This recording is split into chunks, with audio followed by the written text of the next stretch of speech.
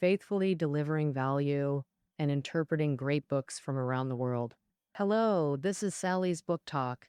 Today, I'll be interpreting the book Gut, the inside story of our body's most underrated organ. When talking about the gut, many people first think of toilet stuff. It's just a lazy pipe in the belly, handling poop, occasionally letting out a loud fart. Besides digestion, you really can't picture any amazing skills. But actually, the gut is a super organ that's way underestimated. It makes up 80% of our immune system and nourishes the whole body. Um, it supports 99% of all microbial species. It's the body's largest sensory organ, the only one that creates energy, and even the only organ that can run on its own without the brain.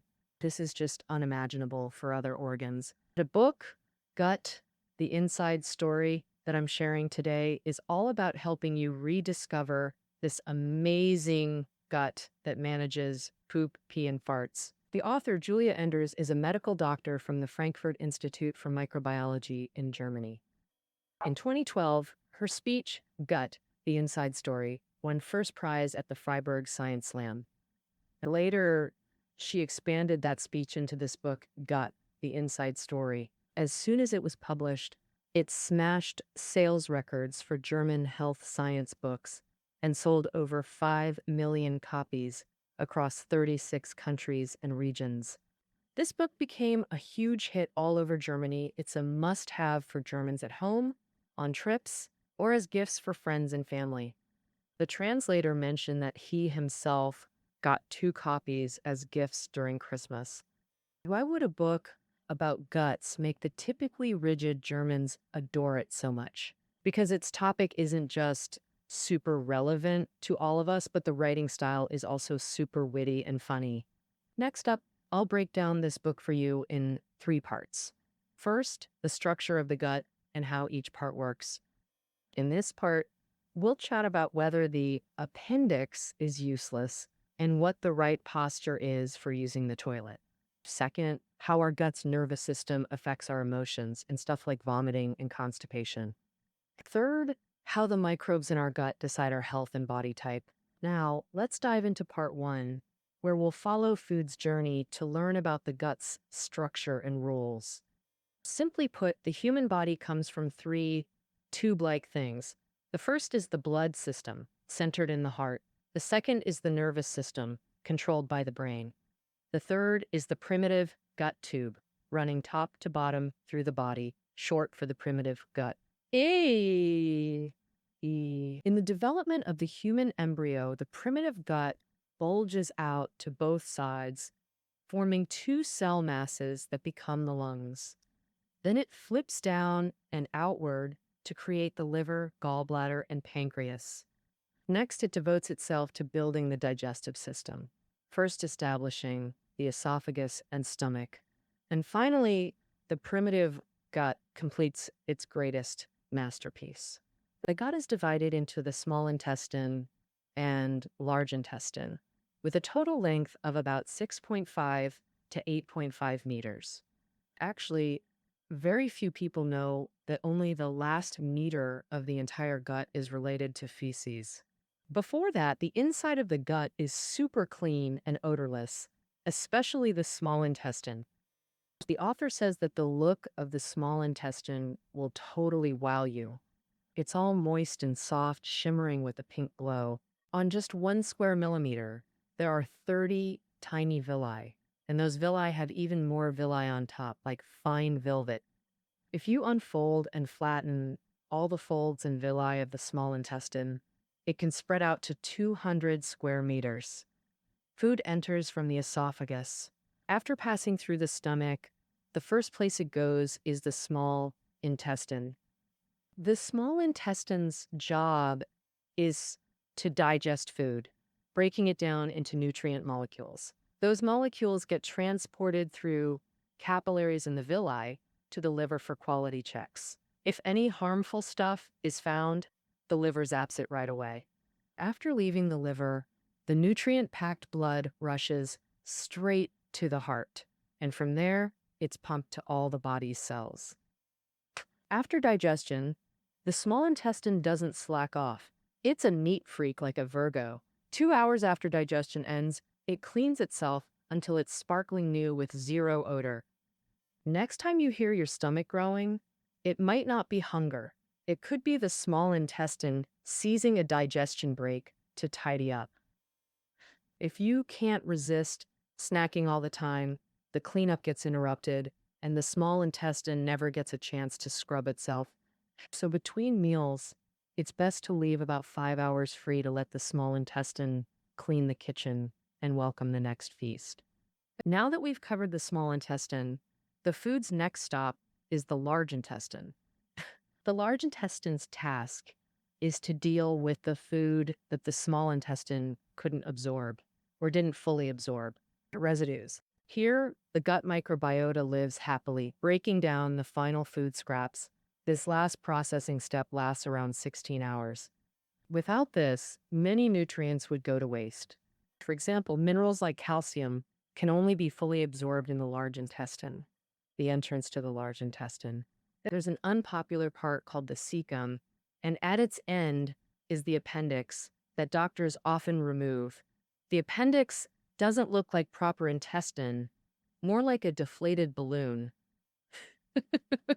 Not only is it too small to help with digestion, but it's also hanging in a spot food rarely visits. Food bypasses it completely when moving from small to large intestine. Thus, the appendix has always been considered redundant. All it does is get inflamed, nothing else. But now we'll vindicate it. It's actually a crucial immune organ in the gut. Its location acts like a sentry post. While it doesn't digest, when harmful bacteria try passing through, the appendix surrounds and eliminates them. Only good bacteria survive there. After severe diarrhea, gut flora gets flushed out, leaving large intestine walls empty. That's when pathogens invade to claim territory. Then the appendix becomes a savior, releasing its cultivated good bacteria to defend the large intestine. So the appendix isn't redundant. It helps us resist various gut diseases. But being narrow, it sometimes gets blocked by food residue or parasites, causing appendicitis. Since it's a blind tube, blockage means complete isolation. This means appendicitis causes 360-degree inflammation without blind spots. In that case, it's better to remove it. After the large intestine's entrance comes the exit. Yes, the anus you know well, which has a sophisticated muscle closing mechanism. And surprisingly, something as ordinary as using the toilet is highly technical. Almost no other animal does it as systematically as humans. Right now, feel your anus. The part you consciously control is the external sphincter. A few centimeters inside is a similar muscle we can't feel, the internal sphincter. Both serve different masters. The external one obeys the brain.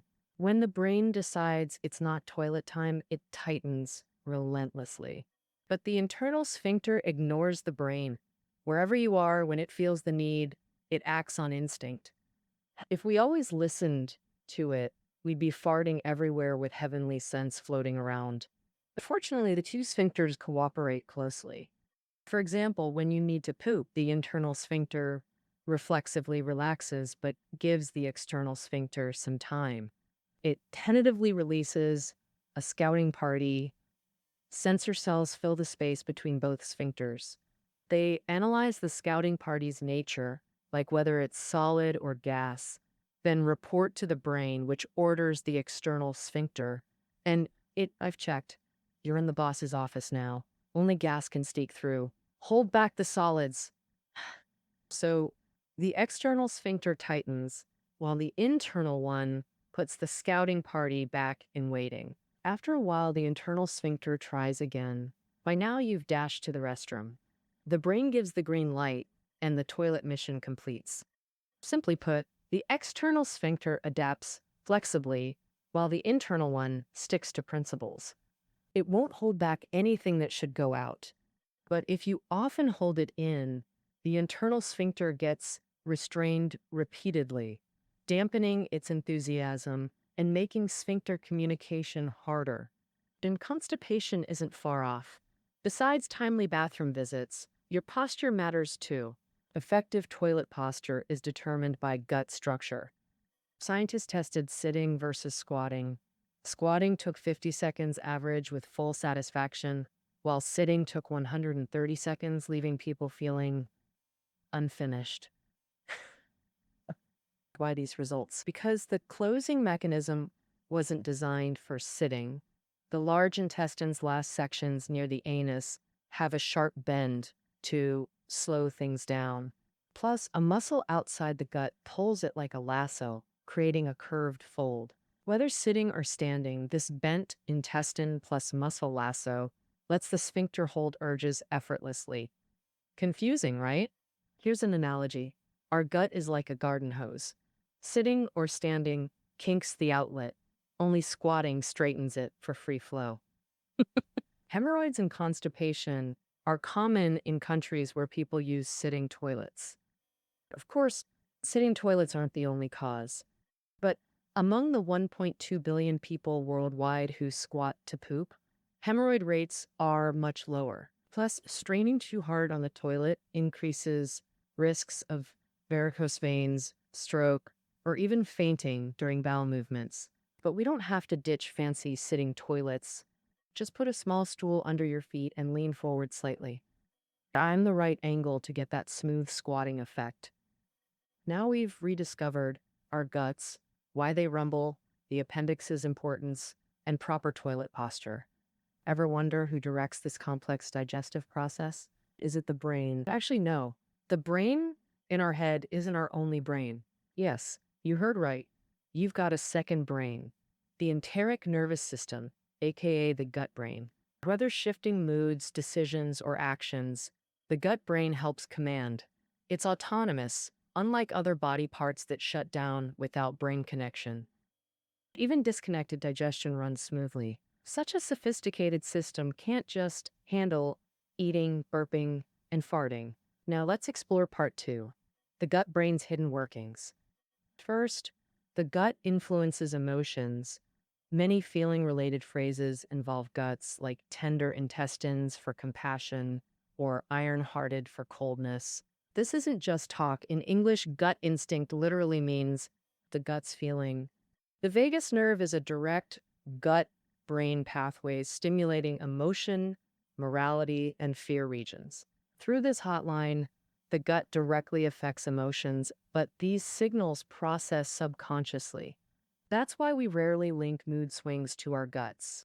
Scientists tested 2 mouse groups in deep water, timing how long they'd swim to survive. One group of mice was given probiotics that nourished the gut. As a result, the mice with probiotics swam longer and were more motivated. Their blood stress hormone levels also dropped, and their memory and learning abilities were significantly better than the control group. But if the mice's vagus nerve was cut and then they were given probiotics, their memory and learning abilities weren't better than the control group. This shows that the gut indeed influences the brain's command of emotions. Similar experiments have been proven in humans. Researchers had subjects take a compound probiotic for 4 weeks and observed significant changes in their brain regions. These changes were especially prominent in areas handling sensation and pain.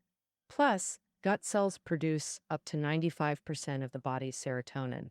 Serotonin is the key substance that brings feelings of pleasure and happiness. If the gut has problems, the brain receives negative signals, subtly leading to low mood.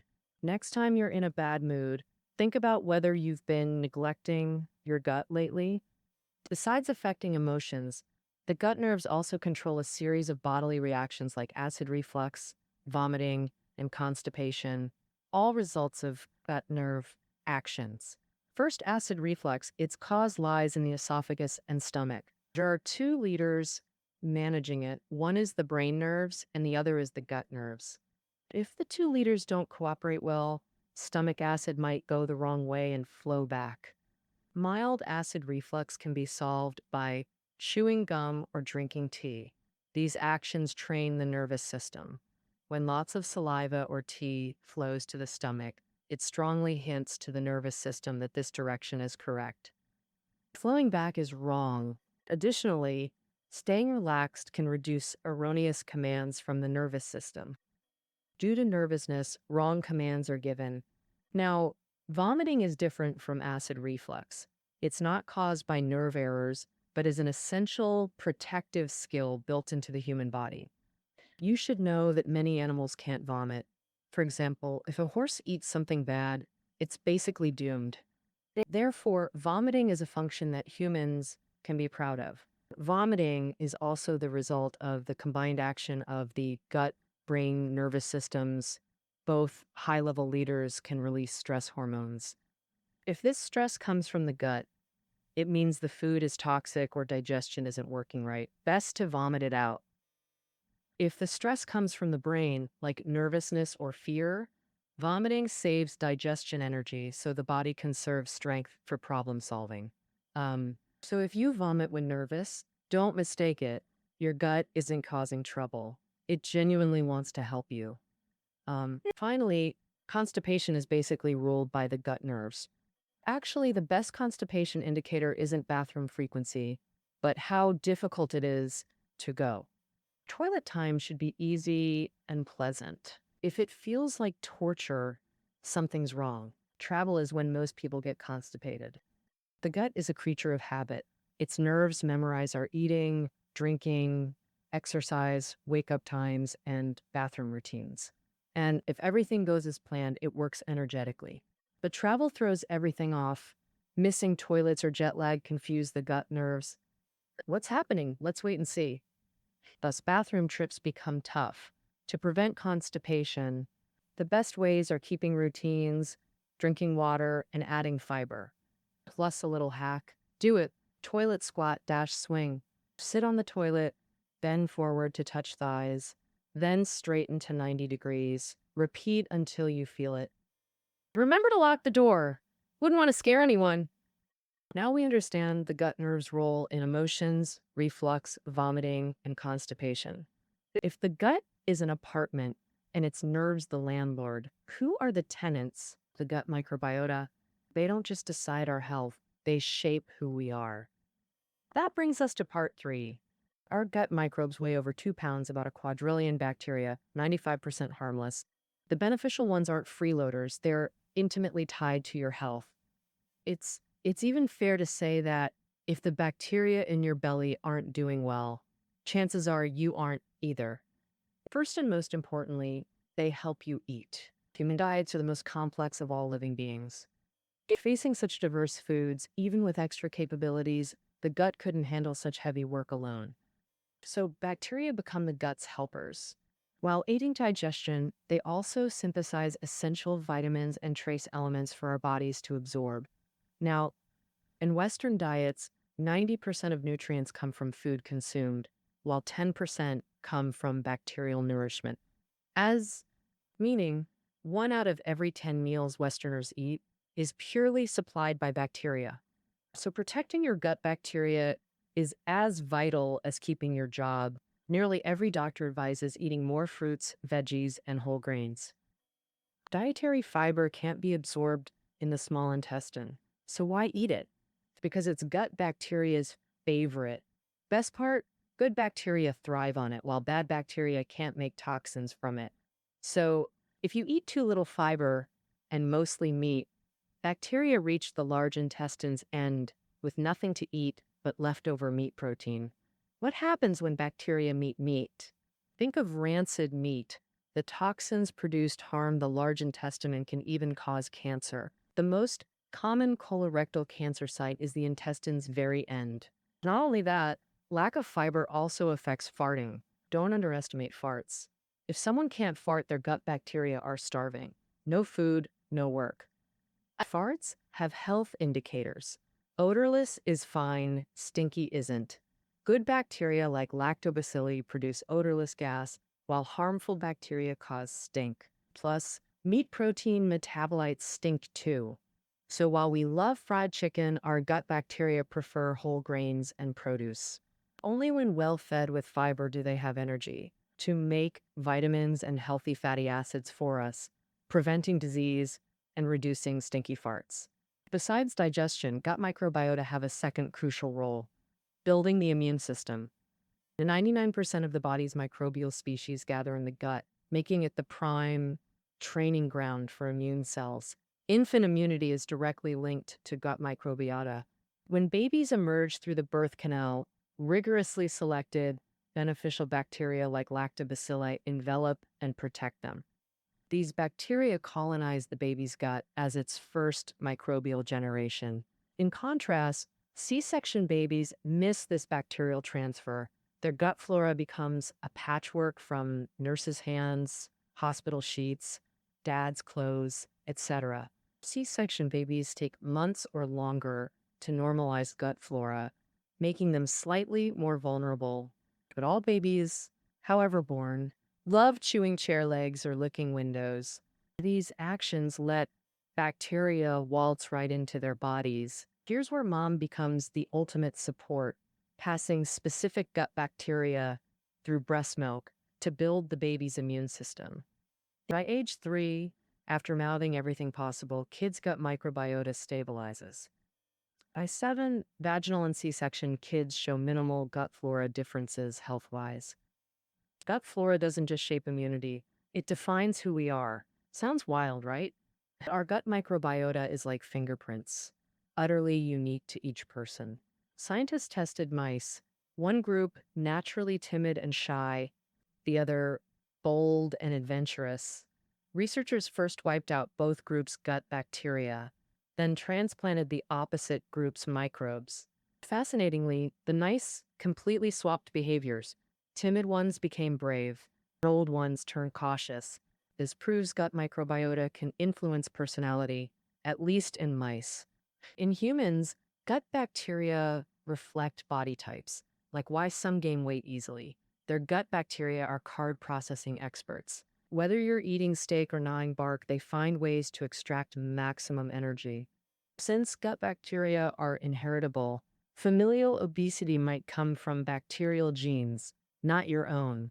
Gut bacteria also determine what you can and can't eat.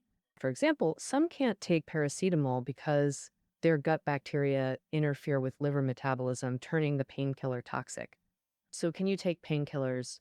Your belly decides.